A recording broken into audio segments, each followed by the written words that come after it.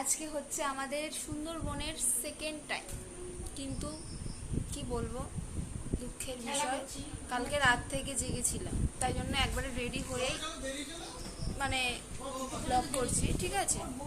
তো মানে বিশাল মানে খুবই খারাপ অবস্থা এখানের, ইয়ে খুবই বাজে। তো আমরা এখন যাচ্ছি, আমরা আজকে অন্য জায়গায় যাব। তো চলো একবারে বেরিয়ে কথা হচ্ছে তোমাদের সাথে। আমরা এখন যাচ্ছি হচ্ছে লঞ্চে। হাই করো। ও এইখানে পুকুর থেকে জল নিয়ে গেল। তো চলো যাই। এই জঙ্গল থেকে বেরিয়ে যাচ্ছি আমরা, ডিসকাস্টিং এলাকায়। ভূত লাগছে। এই হচ্ছে আমাদের লোকজন, আর নৌকোটা দাঁড়িয়ে আছে। কি হয়েছে মা? লঞ্চ ছেড়ে দিয়েছে, আর এখানে সকালবেলায় দিয়েছে হচ্ছে দুটো বিস্কুট আর হচ্ছে রেড টি, লাল চা দিয়েছে। আর এই যে লঞ্চ ছেড়ে দিয়েছে আমাদের ব্ল্যাক টি। বাবা, তখনের ওয়েদার দেখো এই রকম ছিল, জাস্ট কে জানবে বলো যে এত বৃষ্টি হবে। কিন্তু এখান থেকে ভিউটা দেখো এত সুন্দর লাগছিল, মানে খুব সুন্দর লাগছিল দেখতে, তোমরা নিজেরাও দেখেছো। আর আমি তো মিনি ভ্লগে বলেছিলাম যে এই দিনকে আমরা কোথাও ঘুরতে যেতে পারিনি, শুধু জাস্ট বিচ টাওয়ারটা আমরা দেখতে গেছিলাম, সেইটুকুই, আর কোথাও যেতে পারিনি। আর এখান থেকে আমাদের সেদিনকে যাওয়ার কথা ছিল হচ্ছে ফরেস্টের দিকে, পুরো জঙ্গলের ভেতর দিয়ে নিয়ে যাবে। এখন আমাদের সকালের টিফিন দেবে। গোপাল এখানে বসো না, এখানে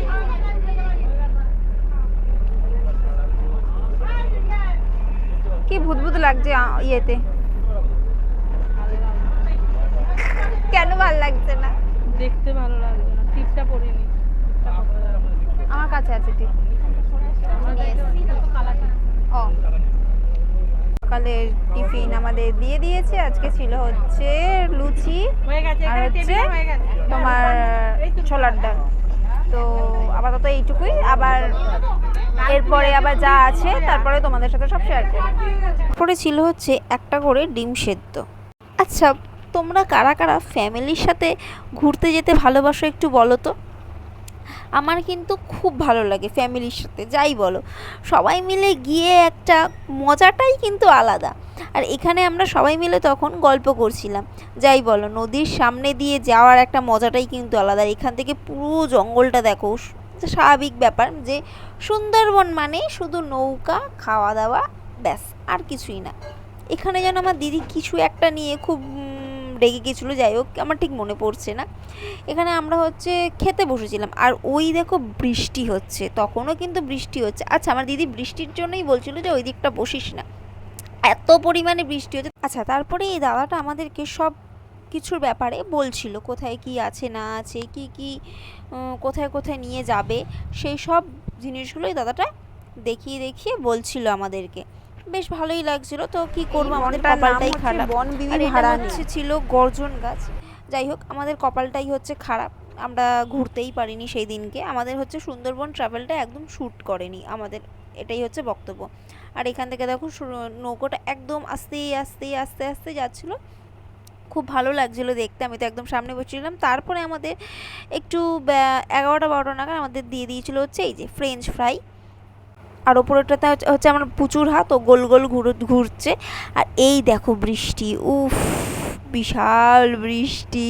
আমি মনে হয় এই ফার্স্ট টাইম এত বৃষ্টি দেখেছি, মানে এরকম বৃষ্টি যদি আমাদের শেওড়াফুলি শ্রীরামপুরে হতো পুরো বন্যা হয়ে যেত। আর দুপুরের মেনুতে ছিল হচ্ছে ডাল ভাত, ইলিশ মাছ ভাজা, আর ছিল হচ্ছে চিংড়ি মাছের মালাইকারি, আর হচ্ছে ইলিশ মাছ দিয়ে সর্ষে দিয়ে করেছিল। কিন্তু আমাদের কপালটাই খারাপ, আমি তো খেতেই পারিনি ইলিশ মাছ, কিছুই খেতে পারিনি, কারণ হচ্ছে তখনই সেই টাইমটাতেই হচ্ছে ও নৌকাটা ওরকম স্টপ হয়ে গেছিলো, যেতে চাইছিল না। আর আমার মুখটা দেখো এখানে। তারপরে হচ্ছে এই হচ্ছে সেই ব্রিজ টাওয়ার, আর এখানে কিন্তু প্রচুর বৃষ্টি হচ্ছে, আমি তো পুরো ভিজে গেছিলাম।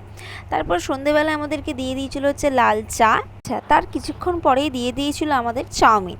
তখনও কিন্তু কনস্ট্যান্ট বৃষ্টি পড়ে যাচ্ছিল, মানে ওই যে সকালবেলা স্টার্ট হয়েছে আর কিন্তু থামার একদম নাম নেই। আর এখানে আমরা সবাই মিলে বসে গল্প করছিলাম, আর আমার জামাইবাবু যে খাচ্ছে।